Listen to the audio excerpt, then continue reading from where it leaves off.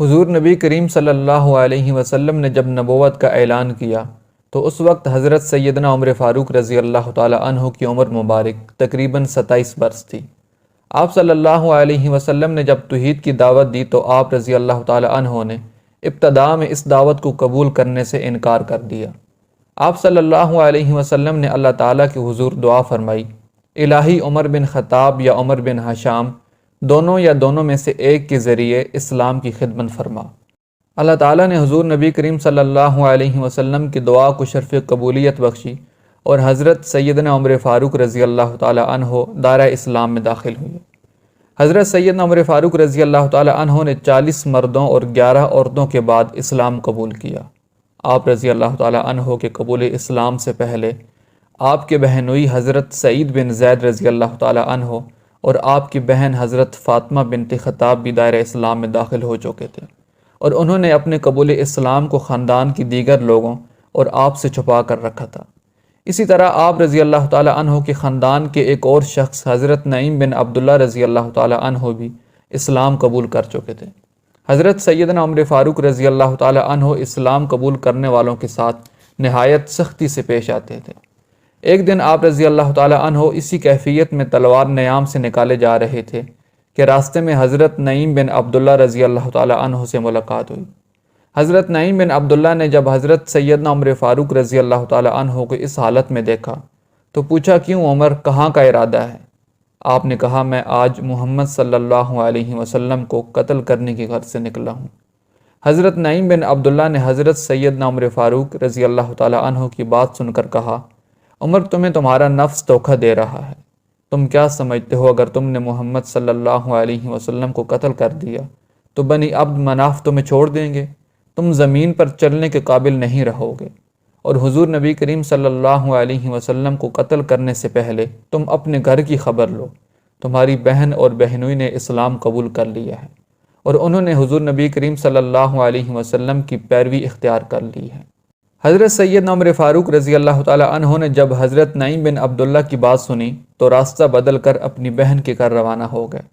آپ کی بہن اور بہنوئی کے گھر اس وقت حضرت خباب بن الارت رضی اللہ تعالی عنہ موجود تھے، جو انہیں سورۃ طٰہٰ کی تعلیم دے رہے تھے۔ آپ کے قدموں کی آہٹ سن کر حضرت سعید بن زید رضی اللہ تعالی عنہ نے حضرت خباب بن الارت رضی اللہ تعالی عنہ کو گھر کے ایک کونے میں چھپا دیا۔ حضرت سیدنا عمر فاروق رضی اللہ تعالی عنہ گھر میں داخل ہوئے اور پوچھا، تم لوگ ابھی کیا پڑھ رہے تھے؟ حضرت فاطمہ بنت خطاب نے کہا، کچھ بھی نہیں۔ آپ نے کہا، کیوں نہیں؟ میں نے خود اپنے کانوں سے تم دونوں کو کچھ پڑھتے سنا ہے، اور مجھے یہ بھی معلوم ہو گیا ہے کہ تم دونوں نے محمد صلی اللہ علیہ وسلم کے دین کی پیروی اختیار کر لی ہے۔ حضرت سیدنا عمر فاروق رضی اللہ تعالی عنہ نے یہ کہتی ہی اپنے بہنوئی حضرت سعید بن زید کے منہ پر تمانچہ دے مارا۔ حضرت فاطمہ بنت خطاب شوہر کو بچانے کے لیے آگے بڑھی تو آپ نے ان کو دھکا دے مارا، جس سے ان کا سر پھٹ گیا اور خون بہنا شروع ہو گیا۔ حضرت سعید بن زید رضی اللہ تعالی عنہ نے آپ کے جلال کی پرواہ کیے بغیر کہا، ہاں، ہم نے اسلام قبول کر لیا ہے اور حضور نبی کریم صلی اللہ علیہ وسلم پر دل و جان سے ایمان لے آئے ہیں۔ حضرت سیدنا عمر فاروق رضی اللہ تعالی عنہ نے حضرت سعید بن زید کا سخت لہجہ اور بہن کا بہتا ہوا خون دیکھا تو شرمندہ ہوئے اور کہنے لگے، اچھا، مجھے وہ صفحات دکھاؤ جو تم پڑھ رہے تھے، میں تمہیں وہ پڑھ کر واپس کر دوں گا۔ حضرت فاطمہ بنت خطاب نے کہا، ان صفحات کو کوئی ناپاک شخص نہیں چھو سکتا، اس کے لیے پہلے تمہیں غسل کرنا ہوگا۔ حضرت سید عمر فاروق رضی اللہ تعالی عنہ نے غسل کیا اور اپنی بہن اور بہنوئی سے ان اوراق کا مطالبہ کیا۔ حضرت فاطمہ بنت خطاب نے خود سورۃ طٰہٰ کی تلاوت شروع کی۔ جب وہ اس آیت پر پہنچیں جس کا ترجمہ یہ ہے، بلا شبہ میں ہی اللہ ہوں اور میرے سوا کوئی دوسرا معبود نہیں، اس لیے تم میری عبادت کرو اور میری ہی یاد میں نماز پڑھا کرو۔ حضرت سیدنا عمر فاروق رضی اللہ تعالی عنہ کی آنکھوں سے آنسو نکل گئے اور کہنے لگے، کس قدر اچھا اور عظمت والا کلام ہے۔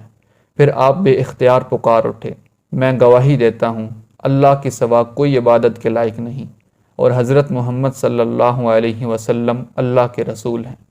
حضرت خباب بن الارت جو کہ گھر کے اندر چھپے ہوئے تھے، انہوں نے جب حضرت سیدنا عمر فاروق رضی اللہ تعالی عنہ کی زبان مبارک سے یہ کلمات سنے تو باہر نکل آئے اور کہنے لگے، عمر، اللہ کی قسم، میں نے کل ہی حضور نبی کریم صلی اللہ علیہ وسلم کو دعا فرماتے سنا تھا، الہی عمر بن خطاب اور عمر بن ہشام دونوں میں سے ایک کے ذریعے دین اسلام کو تقویت پہنچا۔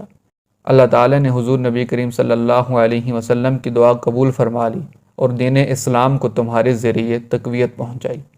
حضرت سیدنا عمر فاروق رضی اللہ تعالیٰ عنہ کے قلب پر رکت طاری ہو گئی اور آپ حضرت خباب بن الارت رضی اللہ تعالیٰ عنہ سے کہنے لگے، مجھے اسی وقت حضور نبی کریم صلی اللہ علیہ وسلم کی خدمت میں لے جاؤ۔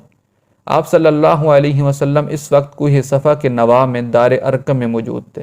حضرت سیدنا عمر فاروق رضی اللہ تعالیٰ عنہ دار ارقم روانہ ہو گئے۔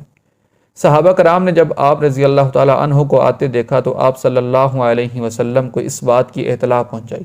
آپ صلی اللہ علیہ وسلم کے چچا حضرت سیدنا حمزہ رضی اللہ تعالیٰ عنہ، جو کہ اس وقت آپ صلی اللہ علیہ وسلم کے پاس موجود تھے، انہوں نے جب آپ رضی اللہ تعالیٰ عنہ کے متعلق سنا تو فرمایا، عمر کو آنے دو، اگر وہ بھلائی کے ارادے سے آیا ہے تو اس کے ساتھ بھلائی ہی ہوگی، اور اگر وہ کسی برائی کے ارادے سے یہاں آیا ہے تو میں اس کا سر قلم کر دوں گا۔ حضرت سیدنا عمر فاروق رضی اللہ تعالیٰ عنہ جس وقت دار ارقم میں داخل ہوئے تو حضور پاک صلی اللہ علیہ وسلم نے آپ رضی اللہ تعالیٰ عنہ کا دامن پکڑ کر فرمایا، عمر کیا ارادہ لے کر آئے ہو؟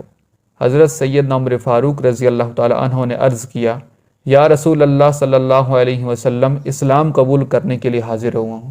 حضور پاک صلی اللہ علیہ وسلم نے آپ رضی اللہ تعالیٰ عنہ کی بات سن کر نعرہ تکبیر بلند کیا اور صحابہ کرام نے جواب میں اللہ اکبر کا نعرہ بلند کیا، جس سے کوہ صفا کی پہاڑیاں گونج اٹھیں۔